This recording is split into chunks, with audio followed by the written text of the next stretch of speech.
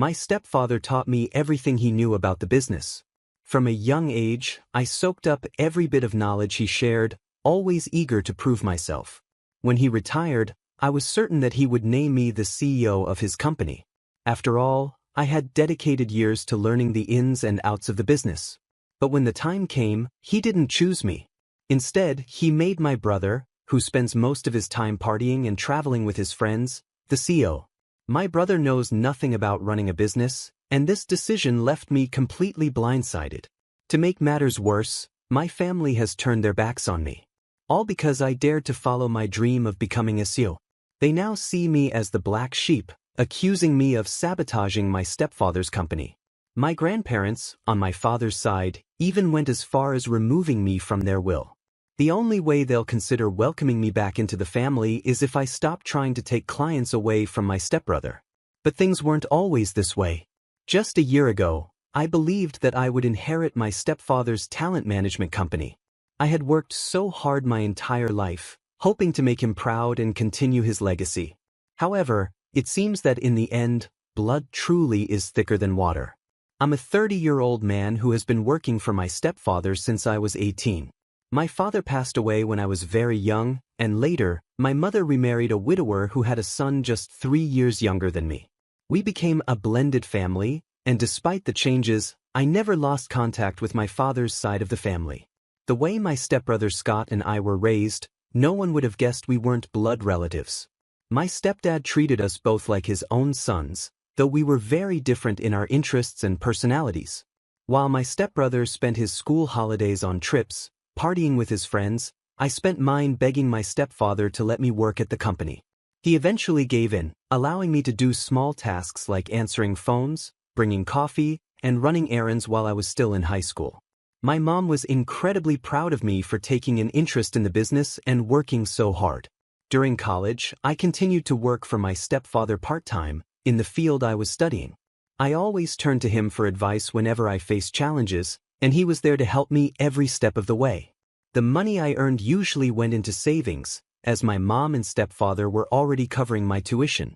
I might sound entitled for thinking I deserved to run the company, but in many ways, my stepfather had been preparing me for that role from the start. Unlike me, my stepbrother never showed any interest in the business. But despite all my efforts and dedication, it was he who ended up in the position I worked so hard for. I began working for my stepfather while I was still in college. He took me under his wing, mentoring me throughout the years, and I eventually became one of his most valued interns. When I finished my degree, I had a variety of job offers from different companies, all eager to hire me. But despite these tempting offers, I chose to stay with the family business. I couldn't bring myself to leave behind everything I had worked for and the people I cared about for a more comfortable job elsewhere. In hindsight, I should have taken the best offer and walked away because what I ended up doing was setting myself up for disappointment. I had accumulated years of experience in the business, and my job prospects were excellent. My stepfather made me an offer with benefits and promised me that I had a bright future at the agency. As I continued to work there, I was entrusted with larger and more significant projects. At first, my fellow employees didn't take me seriously, but through sheer hard work, I earned their respect and trust. Everyone in the company knew that I was his son and his right-hand man. The business became my entire life. I had little time for anything else. Over the past 5 years, I poured my heart and soul into the company. I started from the bottom, and my stepfather was always fair, ensuring that I genuinely earned every promotion I received. As my position within the company grew, he began to seek my advice on business matters. Before long, I knew all of the company's trade secrets, every single client, and even our competitors. I was a key player in closing deals, and I quickly became one of the top managers in just 5 years. Then, my stepfather announced his retirement, which meant that the position of CEO would soon be available. Everyone, including my mother, believed that I would be the one to take on this role, given the success I had brought to the company. I was ready for the opportunity. My stepfather had even hinted that I was moving up in the company for quite some time. But when the moment came, he shocked everyone by naming my stepbrother as the new CEO candidate. I felt utterly betrayed, as did many others who had witnessed the hard work I had put in. My stepfather claimed that my stepbrother had the potential to lead the company forward and mentioned that he had been mentoring him for the past 7 months. The reality, however, was that my stepbrother had been working overseas for different companies, none of which were in the same field as ours. Even if he had been taught everything there was to know about our business in that short time, he was still far from qualified to take on the role. I pulled my stepfather aside one day and asked him directly why he had chosen Scott over me for the CEO position. I had to know the reason behind his decision, especially after all the hard work I had put into the company. He looked at me and said that while I was a good employee, I still had a lot to learn before I could become a leader. His words stung, so I asked him if his decision had anything to do with the fact that Scott was his biological son, and I wasn't. That question seemed to set him off. He got angry and started questioning whether he had ever treated me like I wasn't his son. He essentially told me to grow up and stop acting like he owed me anything. The conversation left me feeling empty, like I had been wronged in a major way. Even some of the other employees believed that my stepfather had made the wrong choice. If I were just another employee who had worked at the company for years, I might have accepted it, but it felt completely unfair that the rest of us had to start from the bottom while Scott was handed everything on a silver or rather, gold platter. I couldn't wrap my head around it. I had done everything right. I brought in the best clients, sacrificed my social life, and even gave up holidays just to be mentored by him. I felt like he had misled me, making me believe that I was being groomed for something greater. I had taken every compliment to heart, believing that I had a bright future ahead in the company. But in my mind, that future was supposed to be at the top, not working under someone with zero experience. As the reality of the situation sank in, I saw things for what they truly were. He had lied to me, creating the perfect employee who would never leave the company. For a man who prided himself on his ethics, it became clear to me that he had none. He had practiced blatant nepotism, appointing my stepbrother as CEO the moment the opportunity arose. Right after the news broke, I called my mom to tell her what had happened. I was hurt and needed her support. But instead of the empathy I was hoping for, she told me that it wasn't the end of the world and that other opportunities would come my way. She even asked me to support Scott and help ensure his transition into the company was smooth. Her response left me with a sinking feeling that she had known all along about the plan to leave me out in the cold. In that moment, I wanted to quit on the spot. I was bitter and felt robbed of what I believed was rightfully mine. But I knew I had to be smart about it. I wanted my departure to leave a mark, to make them feel the loss. So I stayed. I watched as my stepbrother stumbled through his new role, making a mess of the company. I bided my time, waiting for the right moment to make my exit, one that would hurt them the way they had hurt me. I tried to give my stepbrother advice whenever I saw him heading in the wrong direction, but he always reminded me that I was in a lower position. Word spread quickly among the employees, and most of them were already unhappy with how he was treating them. During this time, I was quietly making plans to start my own company, even as I began to steal clients right from under their noses.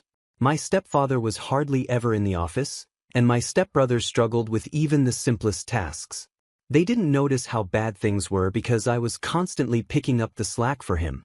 Despite my anger, that company meant a lot to me, which is why I wanted it all. My goal was for them to eventually beg me to buy the company from them, but I knew that could only happen if I was on the right track. So, I continued to put in my hours at the office while spending even more time working on the paperwork to start my own company. I had a friend in the HT department of my brother's company, and I asked him to find a loophole that would allow me to quit without serving a notice period. It turned out that my contract was coming up for renewal soon, so all I had to do was refuse to renew it. After months of careful planning, I secured an investor, and my plan to start my own company was set in motion. I knew the clients inside and out, and when I left, they followed me because they trusted my expertise. They had seen how well I handled things and didn't trust my brother, who was already making a mess of everything. Not to boast, but I was seen as something of a prodigy in the industry, while my stepbrother was just starting to fumble right out of the gate.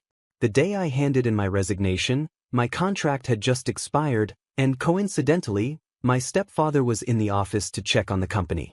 They were both stunned when I handed in my resignation. They immediately tried to make me a counteroffer, hoping to keep me from leaving. My stepfather even went so far as to offer me the position of co-CEO alongside his son, but I refused. He had the chance to make me CEO long ago, but he chose not to. Now, he was offering it to me just to keep me from leaving. I told him that he had made a huge mistake by choosing his son to inherit the business instead of me. I might not have been his biological son, but when it came to business, I was more of a son to him than my stepbrother ever was. Yet, deep down, I should have seen it coming. The signs were there from the beginning, even if they were subtle at first. There was always a distinction between me and Scott, little things that hinted at a difference in how we were treated. While I worked tirelessly, often putting in 98-hour weeks, my stepbrother was given an allowance and bounced from one job to another, only to fail and eventually be handed the CEO position. Even my mom and grandparents tried to convince me that staying in the family business was the best choice for me. But I told them it wasn't worth the mistreatment and disrespect I felt from being led on by my stepfather. I couldn't understand why my mom and granddad kept pretending that we were this picture-perfect family when, in reality, we weren't all blood-related. My mom had chosen my stepdad and my stepbrother over me, and they all assumed I would fail if I left. My stepfather even told me that I was no longer his son and that I would never make it without his connections. He accused me of the worst kind of betrayal for deciding to start my own company. Hearing those words hurt deeply, but I had felt the tension building for a long time, ever since he appointed Scott as CEO. My whole family decided to cut ties with me. Thankfully, I was already living on my own, so at least I didn't have to worry about moving out. But I knew I had to prove to them and to myself that I could succeed on my own. I started my business small, with just me and an assistant whom I paid with most of my profits. But my years of experience in the industry paid off, and I slowly began to expand my business. There were moments when I thought I might fail, times when I felt completely overwhelmed. I had no one to turn to for support or advice. Everyone I knew was connected to my stepfather. Scott even offered to take me back into the company multiple times, but I knew he just wanted me to help save the sinking ship. There was no way I could return after my stepfather had disowned me. Gradually, I gained more clients, and some of their clients left Scott's company to sign contracts with me. One day, I was struggling to pay the electricity bill at my office, and the next, I was receiving contract offers from all directions. My hard work was finally starting to pay off, and I knew I was on the right path. After all those years of hard work and preparation, I was finally doing what I had trained for, becoming a true leader. My company grew rapidly, expanding from a small office to an entire building in just a few months. The business media took notice, covering my incredible growth, and I was even named one of the top entrepreneurs of the year. As my company continued to expand, I hired more employees, and some of my former colleagues returned, seeking jobs with me. Meanwhile, it became clear that my stepbrother was running our family's company into the ground. Employees were going unpaid, yet he was overworking them while carelessly spending company funds. He struggled to grasp even the basics of running the business. His clients were neglected, and he employed poor business strategies that only made things worse. I wasn't sure if my stepfather was trying to help him, but if he was, it wasn't making any difference. I was living on my own by this time, having cut off communication with my family. My stepfather was furious with me for leaving and starting my own company, blaming me for knowing my worth and daring to compete in the same industry. Despite being retired, he still held significant influence in the industry and tried to sabotage me by spreading negative rumors. But I decided to ignore the drama and focus all my energy on my company. By the end of the year, my hard work paid off, and I received a small award for the upcoming Businessman of the Year. My company was now generating millions in revenue, all thanks to the risks I had taken. It was a proud moment, knowing that I had built something successful on my own terms. Recently, my grandparents from my father's side reached out to me. They live out of town and weren't fully aware of the situation. It seemed that my stepfather had given them his version of events, likely skewed to make himself feel better. When we met, they asked why I was ruining the family company instead of helping it. I explained the situation with the CEO position and how things had unfolded, but they dismissed my concerns, saying I was just being petty. They then gave me an ultimatum, as if I owed them an answer. They told me that if I let go of my business and returned to work for my stepbrother's company, they wouldn't disown me as well. I stood my ground and told them I would never give up being my own boss or stop pursuing my clients, even if it meant further estranging myself from the family. I knew I had made the right choice, and I wasn't going to let anyone take that away from me. I swore that I would make them regret the way they treated me, and I could already sense their rejection. When I refused to cooperate with their demands, they informed me that I was being removed from their will. Their estate is worth millions, and inheriting that money would have set me up for life. But I knew that no amount of money was worth sacrificing my own happiness. I told them they could keep their money because I didn't need it. If my business continued on the path it was on, I would keep swimming in cash. Even if I were only making a modest income, I would rather earn it through my own hard work than rely on their inheritance. I do what I do because I love it, and my passion for the business is what drives me every day. The money is just a bonus. Since that conversation, I've noticed that they, too, have joined the rest of the family in cutting me off. They've blocked me, but I don't care what they think or say about me. I am independent and successful because of my own sacrifices. Nothing was handed to me. I had to prove myself every step of the way, and I will continue to do so. In my opinion, starting my own company was the right decision, and the fact that my stepbrother's company is now at risk of failing is not my fault. They all made their choices, and now they have to live with the consequences. I know that my success bothers them, and I'm happy about that because it's the best kind of revenge. I've moved on with my life, and this is the last time I will ever talk or think about them. As for the story, I completely agree with the original poster, OP. OP deserved to be the CEO, and I don't blame him at all for the path he chose. He started his own business, and now his father and stepbrother are upset, but they brought this on themselves. What do you think? Was OP right to go his own way, or should he have stayed with his family and waited for the CEO position after his brother inevitably failed? Share your thoughts in the comments below. Story 2. Over the weekend, I, a 25-year-old woman, went to a dinner with some of my dad's relatives. We don't see these relatives very often, so it was one of those rare family gatherings. My dad has never gotten along well with his brother, my uncle, and honestly, I haven't either. My uncle is rude, talks down to people, and we just don't agree on many things.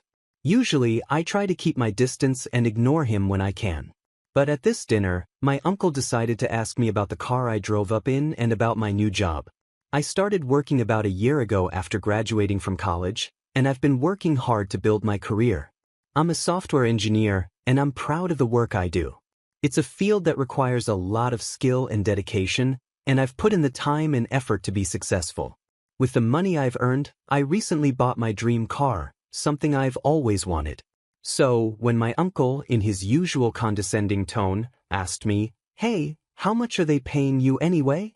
I knew he wasn't asking out of genuine curiosity. It was more like he was setting me up to make me feel bad. I didn't want to play along with whatever game he was trying to start, so instead of giving a vague answer like, "Oh, enough," I decided to be straightforward. I told him exactly how much I make. Apparently, that wasn't the answer he was expecting. He started going off on a rant about how number 25-year-old should be making that kind of money and how stupid my company must be for paying me that much. I was shocked by how upset he got, but I didn't back down. I told him that I deserve every penny I make because I work hard, and not just anyone can do what I do. This response seemed to really set him off. After dinner, I received a text from my cousin saying that I had been really rude at dinner and that I had insulted my uncle's intelligence. My dad, who doesn't like his brother anyway, took my side and supported me. He knows how hard I've worked, and he understood why I stood up for myself. However, my sister agreed with my cousin. She told me that I shouldn't have mentioned how much money I make or talk to our uncle that way because it's considered impolite. Now, I'm left wondering if I was in the wrong. I didn't think I did anything wrong by simply answering a question and defending myself when I was insulted. But the reaction from my cousin and sister has made me second-guess my actions. Am I the one at fault here? Honestly, I don't think I'm the bad guy in this situation. There was one comment I read online that really stuck with me, not the a-hole. He asked a question, you answered. He insulted you, and you defended yourself. Don't dish it out if you can't take it. That's exactly how I feel. My uncle started this whole thing by asking about my salary in a way that wasn't respectful. I just responded honestly, and when he insulted me, I stood up for myself. So, what do you all think? Did I go too far by telling my uncle how much I make and defending myself when he got upset? Or was I right to stand my ground? Let me know in the comments below. I read every single comment and appreciate all your opinions. That's all the stories I have for you today. If you're new to the channel, make sure to smash that subscribe button. Revenge Online will see you tomorrow with more stories. And remember, it's cool to be kind. See you guys in the next video.